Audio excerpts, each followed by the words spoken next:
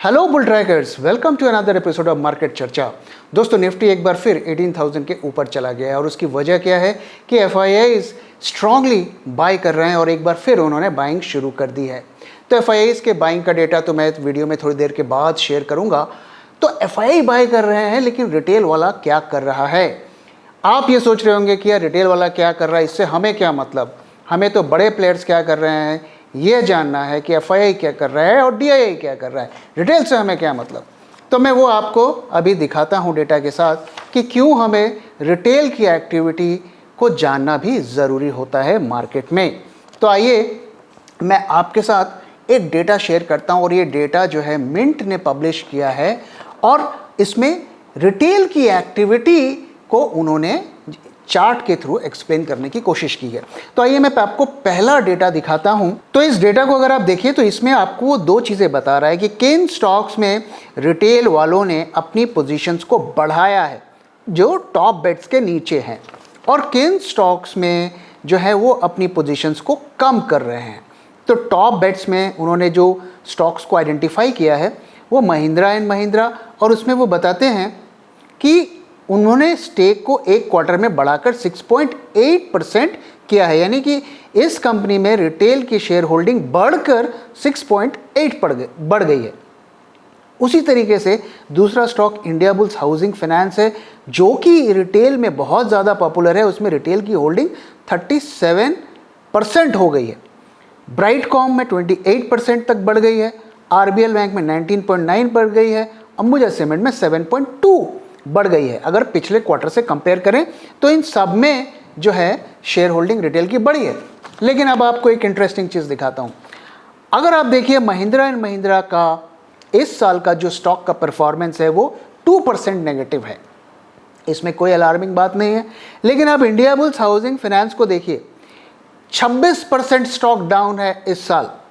Brightcom को देखिए 66% down है इस साल। आरबीएल बैंक को देखिए 14% डाउन है 2023 में।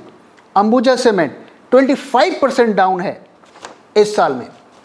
तो आप देखिए जिन स्टॉक्स में रिटेल ने शेयर होल्डिंग को बढ़ाया उन स्टॉक में किस तरीके की गिरावट हो रही।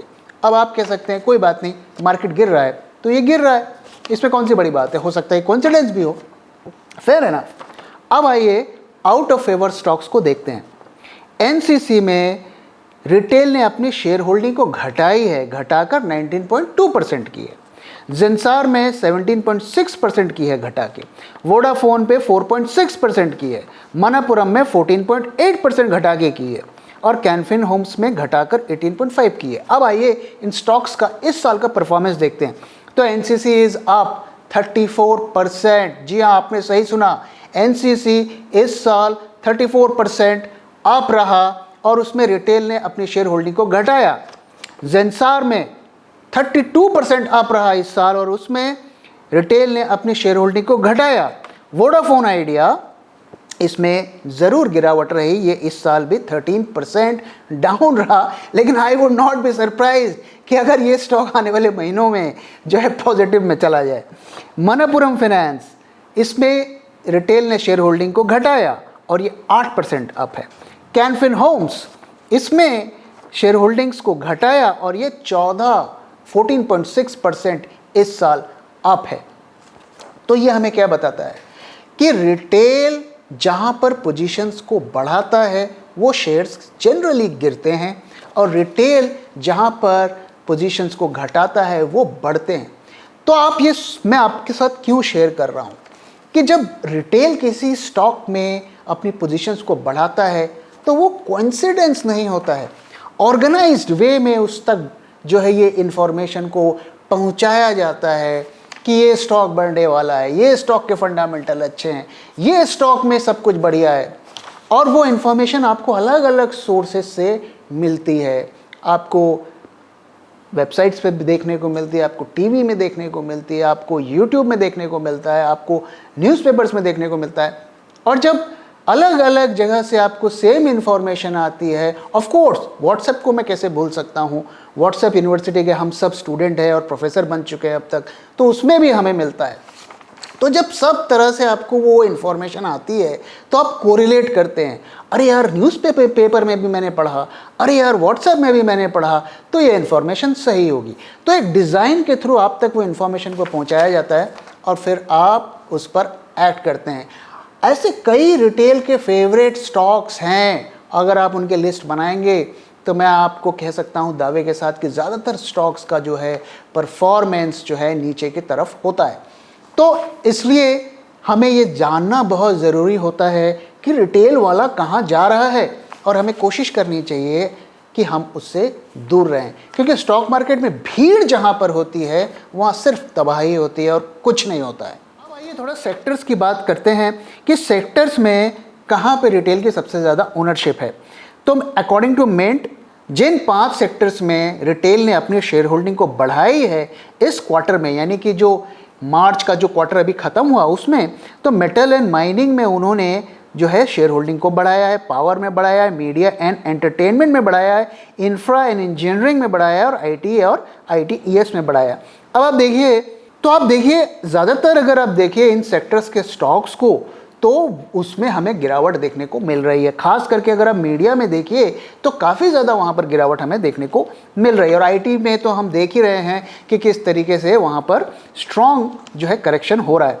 और वहीं अगर आप देखिए बॉटम के जो स्टॉक्स हैं उसमें देखिए फार्मा में उन्होंने अपनी पोजीशंस को घटाया है, टेक्सटाइल में घटाया है, कैपिटल गुड्स में घटाया है, ऑटो एंड एंसिलरी में घटाया है और एफएमसीजी में घटाया है।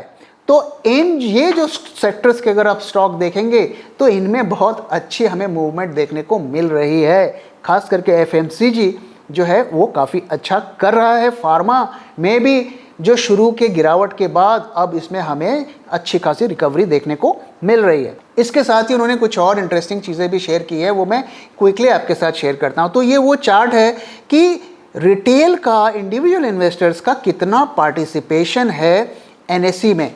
तो उसमें आप देखिए, अगर आप ट्रेंड देखिए तो FY21 में उनका सबसे ज़्यादा पार्टिसिपेशन था 45%, और उस दौर में ही जो है सबसे ज़्यादा रिटेल की एक्टिविटी भी हमें देखने को मिली और मार्केट ने ऑल टाइम हाई भी बनाया, और उसका फ़ायदा उठाकर FIIs ने अपनी पोजीशंस को काटा।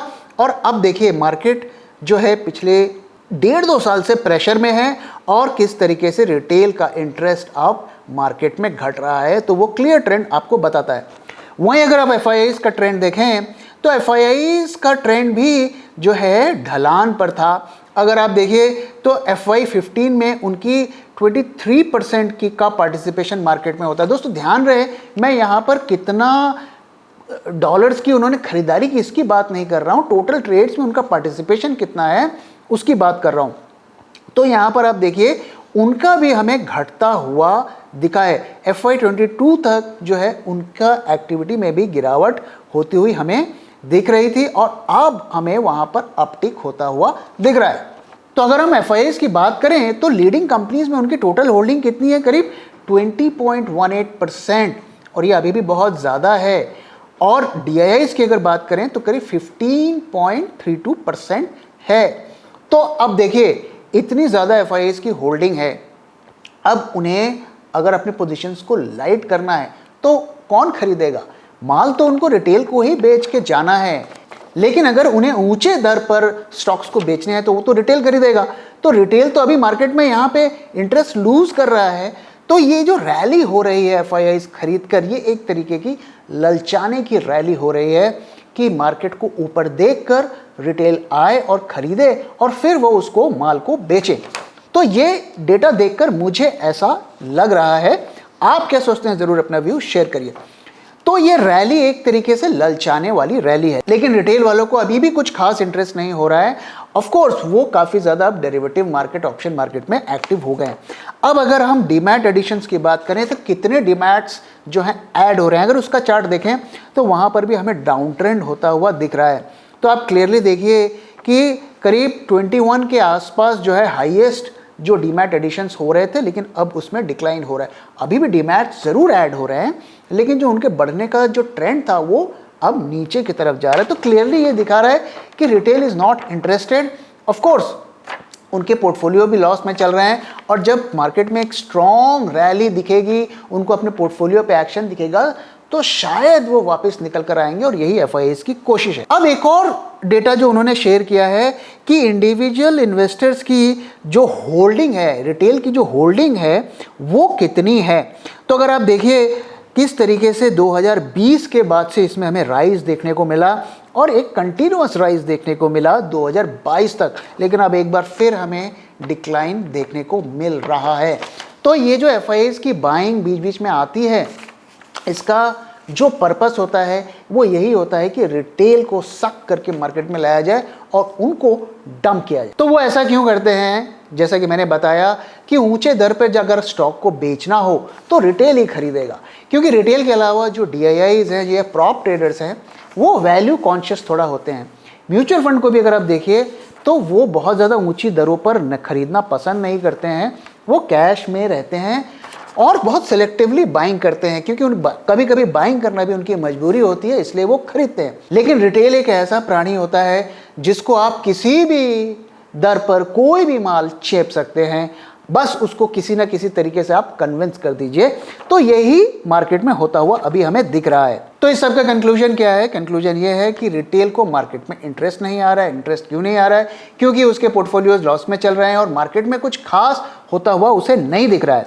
ज़्यादातर स्टॉक्स एक्चुअली नीचे जा रहे हैं, हालांकि इंडेक्स ऊपर जा रहा है।